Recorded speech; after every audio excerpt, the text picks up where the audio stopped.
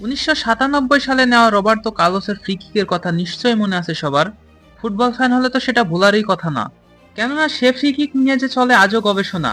Roberto কার্লোসের দুর্দান্ত গতির সব শটের গোল দর্শক মনে যে গেঁথে আছে আজও। তবে তার সেই ধারাবাহিকতা ধরে রিয়াল মাদ্রিদের হয়ে একই রকম পাওয়ারফুল শটে গোল করলেন ফেডি ভলভার্দে। আর তার মনোমুগ্ধকর গোল সৌদি স্টেডিয়ামে যেন চেয়ে চেয়ে দেখলো হাজারো দর্শক।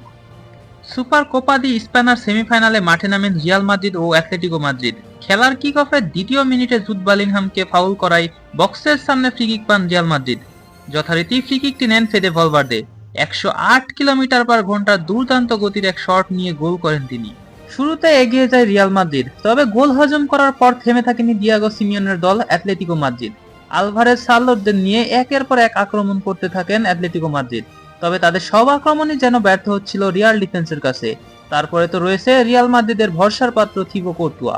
ফলে 1-0 গোলে প্রথম অর্ধ শেষ করেন অ্যাটলেটিকো মাদ্রিদ।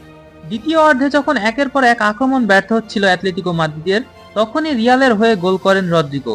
2-0 গোলে এগিয়ে যায় রিয়াল। তবে এই লিড ধরে রাখতে পারেনি রিয়াল মাদ্রিদ। মাত্র 3 মিনিটের ব্যবধানে আসে অ্যাটলেটিকোর গোল। অ্যাটলেটিকোর হয়ে গোল করেন সার্লোট।